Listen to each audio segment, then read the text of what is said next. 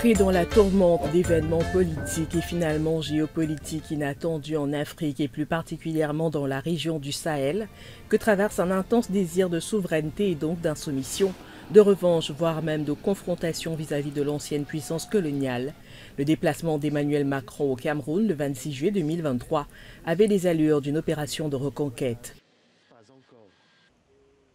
Reprise en main d'un pays dont le président quarantenaire au pouvoir avait été chahuté quelques mois plus tôt dans les rues de Paris, par un président français en apparence peu satisfait avec les pratiques démocratiques du Cameroun.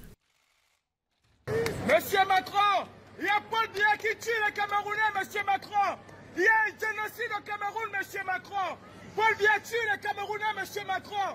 Nous sommes des Camerounais, nous sommes des morts, monsieur Macron. Monsieur Macron, s'il vous plaît, monsieur Macron, s'il vous plaît. Oui, monsieur Macron. Monsieur Macron, mon pays, il y a un génocide au Cameroun, monsieur Macron. S'il vous plaît, monsieur Macron, il y a un génocide au Cameroun, monsieur Macron. C'est un honneur pour moi, c'est un plaisir de vous voir, monsieur Macron. Moi aussi. Il y a plus de 22 morts qui sont morts calcinés, monsieur Macron. Je sais ça. Nous sommes des Camerounais et nous souffrons. J'ai pris la Méditerranée, monsieur Macron, je vous ai écrit et vous avez répondu. Vous savez mon engagement sur ce sujet. J'ai mis la pression sur Paul Biya pour que d'abord il traite le sujet de la zone anglophone et ses opposants. J'avais dit, je ne veux pas qu'on se voit à Lyon tant que le général Camteau n'est pas libéré. Il a été libéré parce qu'on a mis la pression. Là, la situation est en train de se redégrader. Je vais appeler la semaine prochaine le président Biya et on mettra le maximum de pression pour que cette situation cesse. Je suis totalement au courant et totalement impliqué sur les violences qui se passent au Cameroun et qui sont intolérables. Donc je voulais vraiment... je vous remercie. Je fais le maximum. Macron. Je vous remercie, monsieur Macron. Mais il y a plus de 12 000 morts aujourd'hui. Nous, les jeunes Camerounais, nous prenons la Méditerranée parce que nous avons à la tête de nos États des dictateurs. Monsieur Macron, la France est un État de droit. La France est un pays de droits de l'homme. Elle ne peut pas soutenir les dictateurs. L'Afrique a besoin du soutien de la France, monsieur Macron. Là-dessus, je le redirai clairement, je vais reparler à Jeune Afrique. Nous sommes très clairs. Simplement, la France, elle est toujours prise dans un rôle, si je puis dire, compliqué en Afrique. Nous sommes un État de droit, nous défendons l'État de droit partout.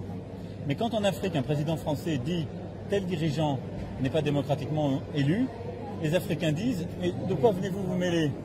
Vous n'avez pas à nous donner la leçon. Donc moi, j'ai dit partout, je veux des dirigeants démocratiquement élus. Et là où ils ne sont pas démocratiquement élus, je travaillerai avec la société civile. Je mets la pression sur chacun et je travaille avec l'Union africaine et les organisations régionales pour mettre la pression. Quand le président Kabila était là, il y avait comme vous des opposants dans son pays. On a mis la pression, on a travaillé avec plusieurs autres présidents. On a réussi à ce qu'il y ait une alternance politique pour avoir le président Tshisekedi. Sur le président Biya, je lui ai dit, il doit rouvrir le jeu, il doit décentraliser, il doit libérer les opposants politiques, il doit faire respecter l'état de droit. Je mettrai tout ce qui est en mon pouvoir pour le faire, je veux vraiment que vous le sachiez. Mais ce n'est pas la France qui peut faire la démocratie au Cameroun, à la place des Camerounaises et des Camerounais. Un épisode qui engendra une mini-brouille diplomatique entre les deux pays, que s'est efforcé de calmer par la suite Thierry Marchand, le tout nouvel ambassadeur arrivé dans le pays quelques mois plus tôt, lequel s'est employé à arrondir les angles, conscient de l'imprévisibilité générale dans laquelle basculaient progressivement les relations entre la France et l'Afrique et donc des précautions particulières avec lesquelles il fallait désormais tenir le cas Cameroun, l'un des derniers fidèles au précaré.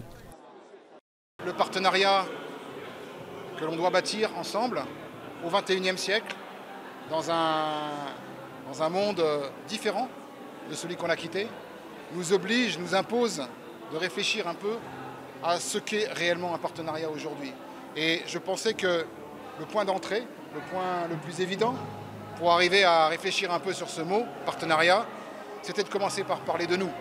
C'est-à-dire ce qui nous rassemble depuis très longtemps et toutes ces interactivités qui existent dans les familles, au Cameroun, en France, et qui font que c'est dans ce terreau-là que je suis certain que nous allons bâtir quelque chose de grand et de neuf dans les années qui viennent. Un ambassadeur qui préparait ainsi le terrain à une visite officielle de son président dans les mois suivants, au cœur des ors et des tapisseries fines du palais des Toudis, lequel Emmanuel Macron est arrivé à Yaoundé pour afficher l'apparence d'une réconciliation avec le président nonagénaire en place, critiqué de partout pour l'extension sans limite de sa présence au pouvoir. 2 jours de visite sur place, sans entendre mot sur cette question et beaucoup d'autres pouvant fâcher. Emmanuel Macron dans les rues ternes de Yaoundé pour une visite d'incursion aux accents variés, aux annonces d'importance, notamment pour ce qui tient aux questions mémorielles. L'essentiel, c'est d'arriver à un moment donné à chercher à peser sur le cours de l'histoire. Un cycle historique s'est achevé entre la France et l'Afrique. Il s'agit d'écrire un nouveau cycle. C'est ce que propose Emmanuel Macron. Il a donné ce qui, à mon avis, constitue suffisamment de gages de sa bonne volonté, de sa bonne foi, à chacun de se déterminer. Je pense qu'il faut y aller, il faut travailler avec lui.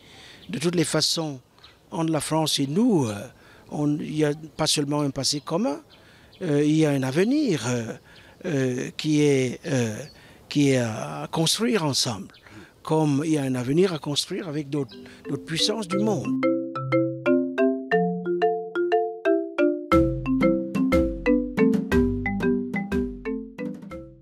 Le président français, qui sur le temps de sa présence à Yaoundé, s'est avisé de ne plus avoir un mot plus haut qu'un autre et de faire désormais les choses sans froisser la partie camerounaise. Et cela, notamment dans la conduite de ses travaux de retour sur la période d'indépendance, où historiens de l'Hexagone et ceux du Cameroun se sont employés à ne pas mobiliser des concepts à problème et des littératures qui fâchent. D'où la félicité générale qui a accueilli la transmission officielle du dit rapport tant aux autorités françaises que camerounaises.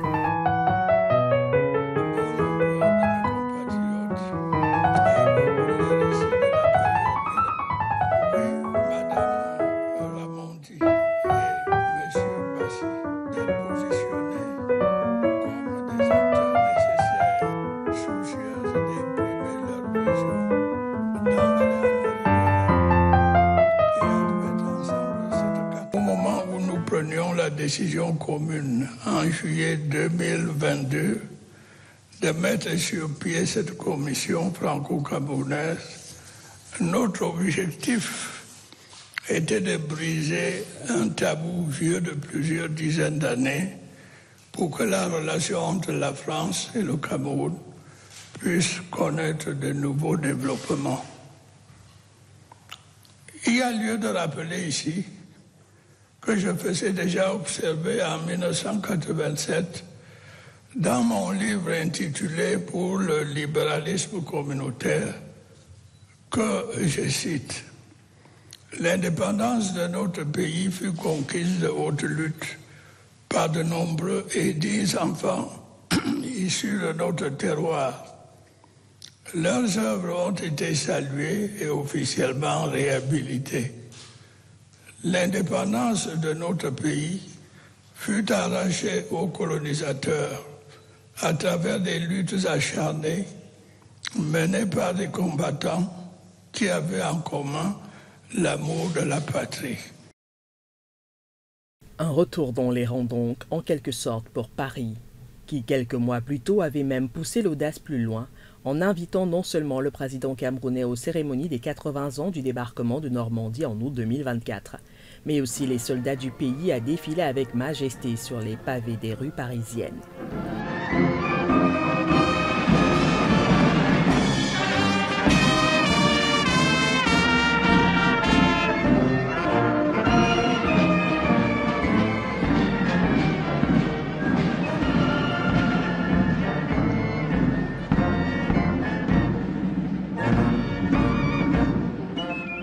Le Cameroun et son président donc, tête d'affiche parmi d'autres, autorisé à délivrer un discours devant un parterre de personnalités internationales. Occasion que le président camerounais s'était empressé de saisir, pontifiant comme à son habitude sur des propos emplis d'une certaine banalité.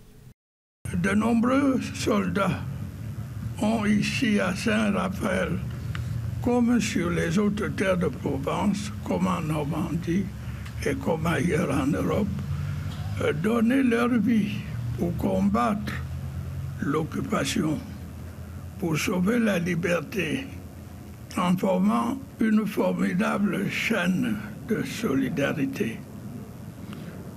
Aujourd'hui encore, nous sommes là pour nous souvenir de leur vaillance, pour convoquer le souvenir d'une guerre du passé pour la liberté et rendre à ces héros un hommage appuyé. Depuis, on pourrait donc dire que faute de pouvoir se débarrasser du vieux crocodile camerounais qui a déjà vu passer sous son œil depuis François Mitterrand jusqu'à 5 présidents français, Emmanuel Macron et l'establishment français ont donc fini par adopter, sans doute malgré eux, une attitude de résilience pour eux aussi, s'abandonner aux oracles pour ce qui est de l'exégèse du cas Paul Biya.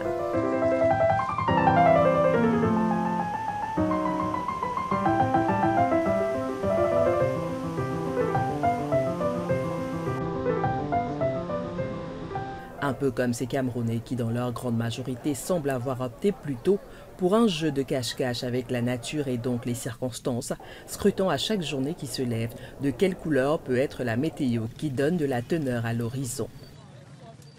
Tout le monde est conscient que l'Afrique n'a plus rien à voir avec ce qu'elle a été.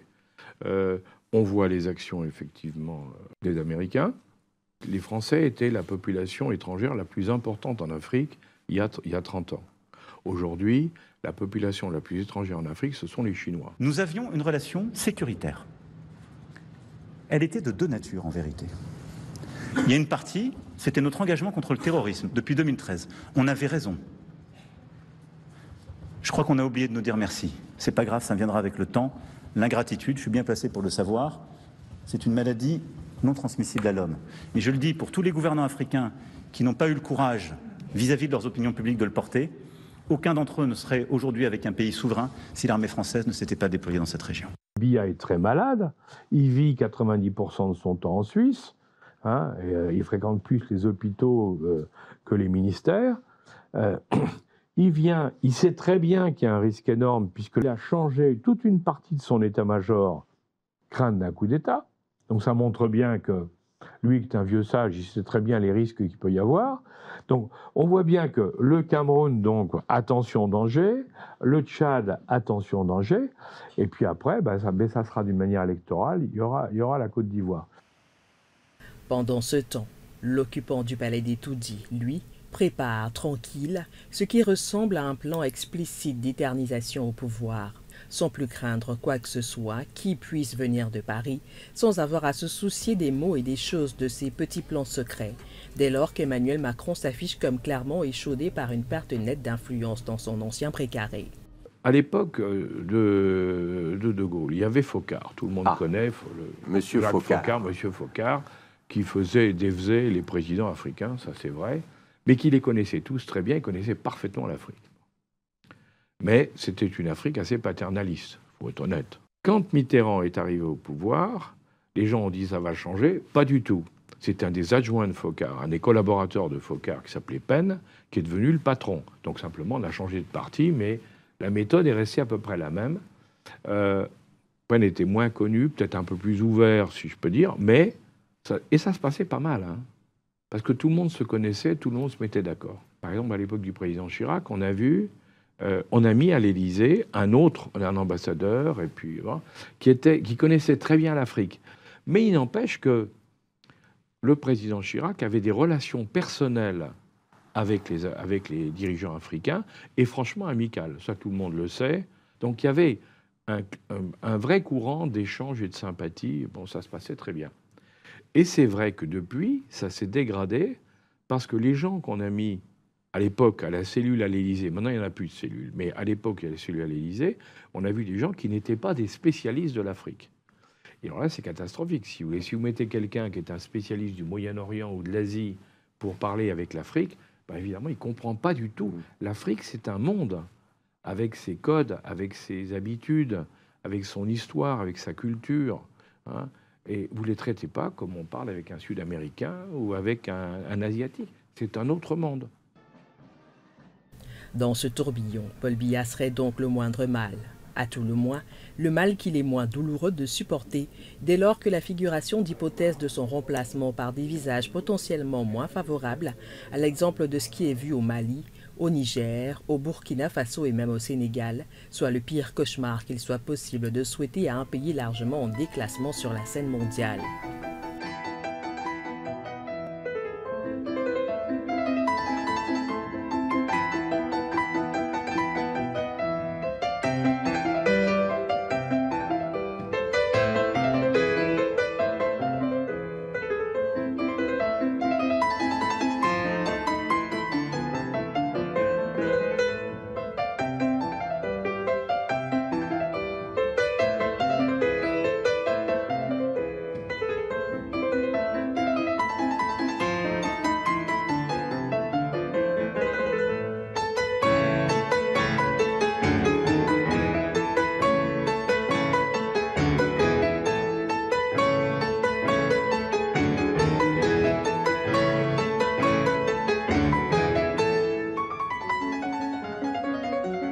Au cœur de ce jeu, la place indécise des principaux acteurs de l'opposition que l'on n'a jamais vue pour aucun d'entre eux particulièrement proche de Paris ou des intérêts français.